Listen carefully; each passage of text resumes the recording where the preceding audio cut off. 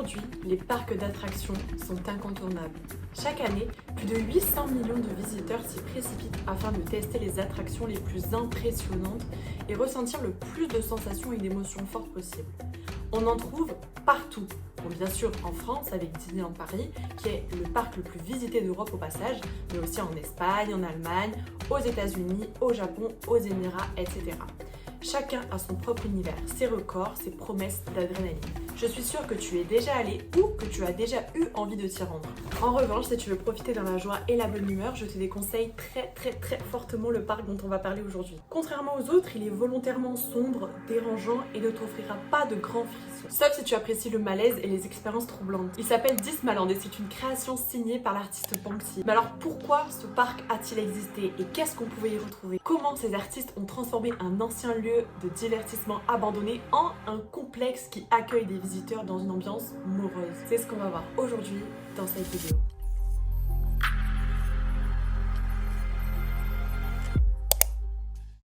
Nous sommes en 2015. On est en 2015, bonne année à tous mes chégués. Un artiste britannique a l'ambition de créer un lieu incroyable grandeur nature, un parc d'attractions qui parodie le célèbre parc Disneyland Paris. Il veut créer une véritable dystopie. Pour ceux qui ne savent pas ce que ça veut dire, une dystopie c'est tout simplement une histoire imaginaire d'une société future mais sous un angle très sombre avec de la répression, de la souffrance, des défauts, des contrôles, etc. Donc dans le plus grand secret, il décide de transformer un ancien parc aquatique situé dans une station balnéaire au sud de l'Angleterre, le Tropicana qui est situé à Weston-super-Mare. C'était tout simplement une piscine géante construite en 1937. Alors je sais pas toi, mais moi ça me semble fou de me dire qu'à l'époque, en 1937, il y avait déjà des concepts comme ça de parc d'attractions ou de parc aquatique pour le coup. Pour moi c'est un concept qui était hyper récent dans ma tête, genre ça avait une cinquantaine d'années, mais non. Ce parc il date d'avant la Seconde Guerre mondiale. Bref, et ce parc aquatique, il était reconnu parce qu'il avait, à l'époque, le plus grand plongeoir d'Europe. Il a été fermé en 2000 et il est devenu en fait un lieu d'accueil d'événements comme par exemple le Sea Monster. Non mais regardez cette structure incroyable. Genre vraiment les spectacles, ils avaient l'air ouf. Enfin bref, l'artiste il va choisir ce lieu pour installer son parc. Mais pour transformer un lieu comme ça en un parc d'attractions assez sombre, assez angoissant, il fallait vraiment quelqu'un qui sache casser les codes. Qui d'autre que Banksy pour réaliser cette tâche? Et je sais que tu as déjà croisé des œuvres de Banksy, peut-être même sans t'en rendre compte. Regarde, hop hop hop, voilà, là ça te dit quelque chose normalement. Banksy, c'est très souvent des œuvres d'art de rue qui portent un message assez fort, sociétal, par rapport aux guerres, aux inégalités, etc. Il parle aussi de la société de consommation, enfin bref, c'est vraiment un artiste qui est considéré comme engagé. Et le truc qui est incroyable, c'est que Banksy, c'est un artiste contemporain dont personne ne connaît l'identité. Et très honnêtement, Banksy à lui tout seul mériterait une vidéo entière, tellement il y a de choses intéressantes et pertinentes à dire sur lui. Donc si jamais tu as envie de voir ça, tu sais ce qu'il te reste à faire. Bon, tu t'en doutes qu'une œuvre comme ça, à taille réelle, un parc à thème littéralement sorti de nulle part, ça prend pas quelques jours à réaliser. Et surtout, il fallait absolument qu'il se construise dans le secret absolu. Personne, je dis bien personne, ne devait savoir ce qui se tramait sur les ruines du Tropicana. Alors Banksy, il a eu une idée de génie. Il a fait croire que le lieu était réquisitionné pour un tournage d'un film qui s'appelait Grey Fox. Donc il y avait des caméras qui étaient installées, il y avait des panneaux, enfin il y avait tout un tas d'installations pour tromper les riverains. L'objectif c'était vraiment pour que ce soit le plus crédible possible et que les riverains, les touristes qui passaient devant étaient persuadés qu'il y avait un thriller, un film qui est en train de se dérouler. Et apparemment Banksy aurait même collaboré avec les autorités locales pour garder le secret le plus longtemps possible, même si à la fin ça a un petit peu dérapé on va dire, parce qu'en fait il y a une personne très importante qui est reliée à Banksy qui a été aperçue près du lieu, donc ça a commencé à éveiller les soupçons. Cette personne c'est Holly Cushing et c'est quelqu'un qu'on considère comme le bras droit de Banksy. Donc forcément, vers la fin quand on a commencé à voir cette personne sur le lieu, on s'est dit ça sent quelque chose. Welcome to Dismaland. Enjoy. Ça y est, le 21 août 2015, le parc ouvre enfin ses portes. Son slogan, un parc à thème inadapté aux jeunes enfants. Ça donne envie. Banksy collabore avec près de 58 artistes sur plus de 1000 mètres carrés pour proposer une expérience aussi exceptionnelle qu'angoissante. En fait, ça reprend vraiment les codes du parc à thème de Disneyland en rendant le tout hyper incommodant. D'ailleurs, Banksy l'avait même dit: j'espère que tous les habitants de Weston profiteront de l'occasion pour se tenir une fois de plus dans une flaque d'eau trouble en mangeant des chips froides au son des enfants qui pleurent. Ouais. Déjà, dès l'entrée, l'ambiance, elle est posée. Tu passes par un espèce de faux contrôle de sécurité, comme à l'aéroport, sauf que la différence, c'est que là, il y a tout qui est en carton. Les murs, le mobilier, jusqu'aux insignes et aux casquettes des gardes. D'ailleurs, ces derniers, ils t'accueillent volontairement avec beaucoup de froideur en te posant des questions sur les raisons de ta visite au parc. Et c'est pas un hasard, hein. Tout le personnel du parc avait vraiment pour consigne d'être froid, distant, limite désagréable avec les visiteurs, histoire de casser avec toute possible illusion de convivialité et en plongeant vraiment tous les visiteurs dans une ambiance, dans l'univers en fait hyper sombre du parc. Bon, t'as passé le contrôle de sécurité, donc te voilà désormais à l'intérieur de Dismaland. Quand t'arrives, tu vois le château de Cendrillon qui est complètement délabré. Il est traversé d'échafaudages et il est entouré d'une eau complètement ragoûtante. À l'intérieur, une scène ultra choquante.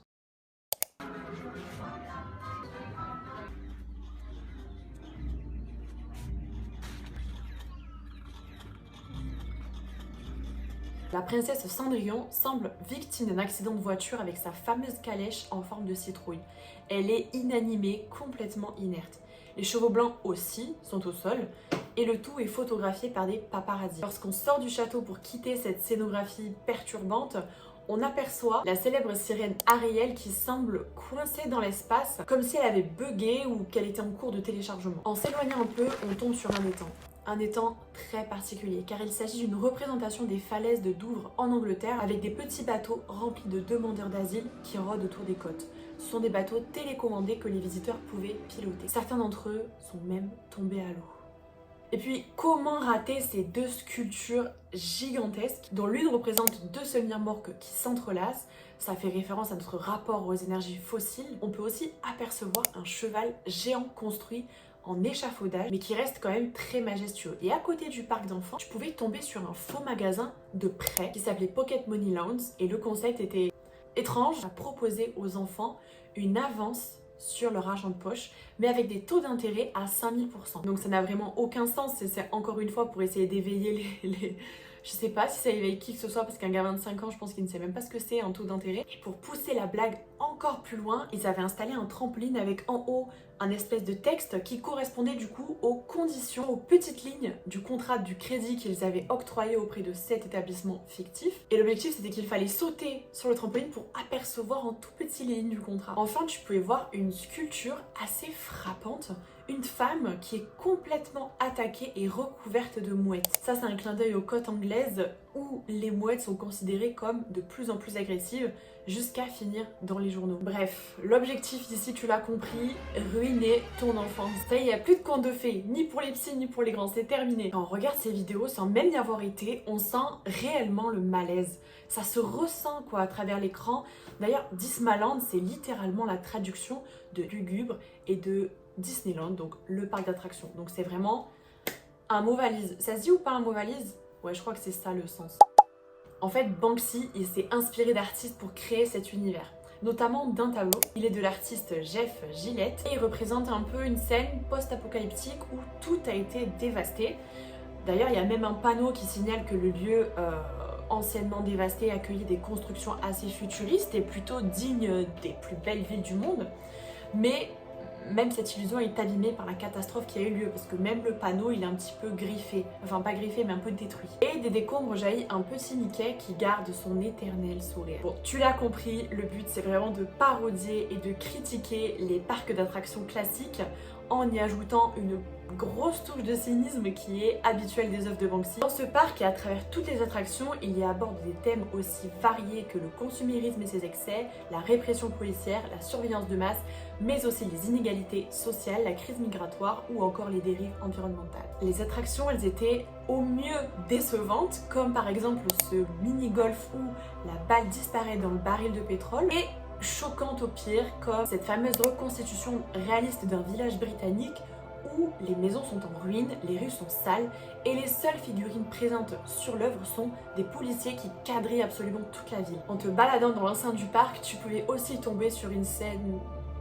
traumatisante. Une silhouette de boucher qui prépare des lasagnes à partir des chevaux du carrousel pour enfants sur lequel il se tient. Pour ça fait directement référence au scandale de viande hachée qui avait été remplacé par la viande de cheval il y a quelques années, 10-15 ans, je ne sais plus. En restant sur le sujet du cheval, décidément, il y avait, donc comme on l'évoquait tout à l'heure, cette immense structure faite d'échafaudage qui était destinée à critiquer notre rapport aux animaux dans l'industrie du divertissement. Leurs besoins sont plus ou moins ignorés et ils ne servent que d'attraction. Ce parc d'attractions, c'est la représentation la plus aboutie de l'artiste. Depuis le début de sa carrière, avec ses pochoirs, Banksy dénonce ce qui l'interpelle. Parfois avec de l'humour, parfois avec du cynisme, mais toujours avec de l'émotion. Dismaland, c'est de loin sa plus grande œuvre immersive, avec une résonance jamais obtenue jusqu'alors. Bref, Banksy est à l'apogée de son art et on en oubliait presque que c'est un artiste de rue. D'ailleurs, l'ouverture de ce parc a fait exploser la demande pour les œuvres de l'artiste. Déjà, il était extrêmement difficile de se procurer des billets pour assister à l'événement. Le site y plantait très régulièrement.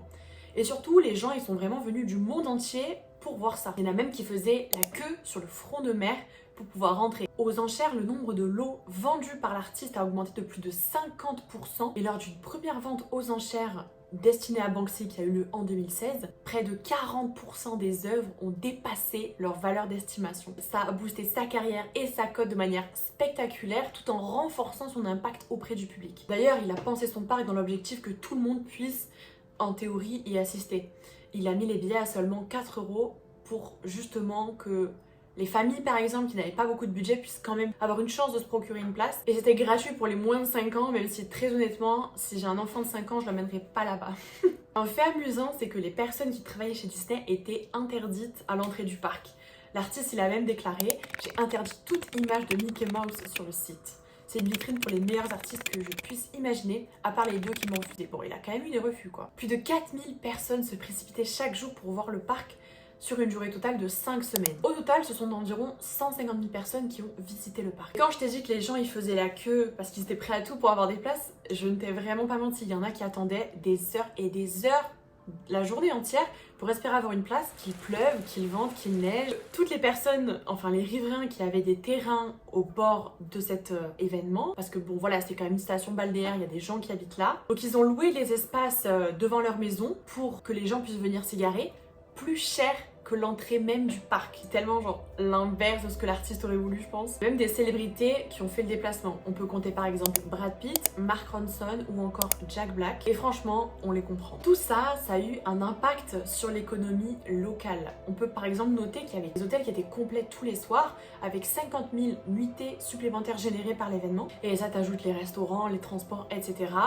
En tout, on estime que cet événement a rapporté plus de 20 millions de livres à la ville. Je peux clairement dire merci à Banksy. Malheureusement, si tu n'as pas pris tes billets en 2015, il n'est plus possible de visiter le parc. Et je te dis ça, moi aussi avec une dose de seum. Cependant, la dimension politique de ce parc, elle a persisté bien au-delà de 2015. Par exemple, on a le droit de se demander ce qu'il est advenu des œuvres, des attractions, juste après la fermeture du parc. Fidèle à sa démarche toujours hyper engagée, Banksy il a fait recycler les matériaux du parc afin de pouvoir les utiliser pour créer des abris pour des réfugiés afin de les envoyer à Calais dans le nord de la France. Alors bien que les matériaux aient effectivement été envoyés à la ville, j'ai pas trouvé d'informations qui indiquent que les structures de Dismaland ont été effectivement montées et utilisées pour ces abris de réfugiés. Donc l'impact de cette initiative reste assez flou. Alors ce qui est très clair en revanche, c'est que l'une des petites embarcations de l'installation qu'on a vue tout à l'heure, tu sais, celle avec les petits bateaux, avec les demandeurs d'asile politique dessus, qui s'appelle Floating Pond, elle a été mise aux enchères à la Miami Art Week il y a quelques années en 2022. Le truc qui est ouf avec cette œuvre, c'est qu'à l'origine, Banksy avait mis en place une tombola dans l'objectif que les personnes devinent le poids exact de l'embarcation. Et si jamais ils devinaient, ils remportaient l'œuvre. Il fallait juste payer 2 livres pour pouvoir estimer. Donc si je résume, un artiste mondialement connu, ok, qui vend des œuvres à des millions et des millions d'euros à travers le globe. Tout le monde se bat pour avoir ses œuvres. Il met en jeu une de ses œuvres qui va potentiellement valoir également des millions d'euros dans une tombola où tu peux participer avec 1 euro et quelques. C'est ça, hein? Donc, il y a quelqu'un qui a deviné le poids exact de la structure et qui l'a remporté en 2018. Et c'est lui qui l'a revendu à la Miami Art Week en 2022. Alors par contre, il y a quelque chose qu'il faut noter. C'est-à-dire que fidèle à sa démarche habituelle, Banksy voulait pas juste donner l'œuvre pour une personne qui allait deviner le poids.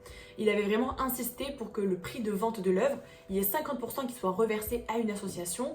En l'occurrence, l'association qui a été choisie, c'est Choose Love, qui aide les réfugiés à travers le monde. Donc t'imagines que même si les revenus ont été divisés par 2 parce qu'il y a une partie qui est partie à l'association, peut-être la personne là, qui a vendu l'œuvre, elle a plus besoin de travailler de sa vie. Parce que si on connaît pas le montant de la vente, crois-moi que c'est parce qu'il est considérable. Bon, et il y a plein d'autres objets du parc qui ont été vendus après sa fermeture.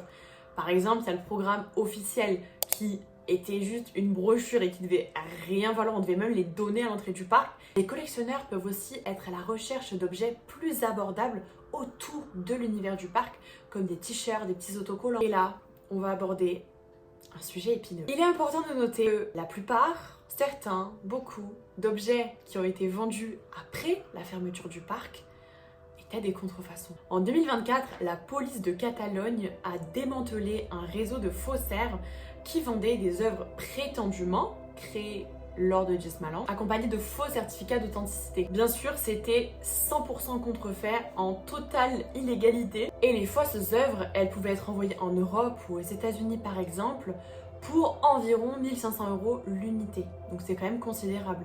Bon, après, apparemment, le réseau n'aurait pas empoché plus de 10 000 € avec cette arnaque-là.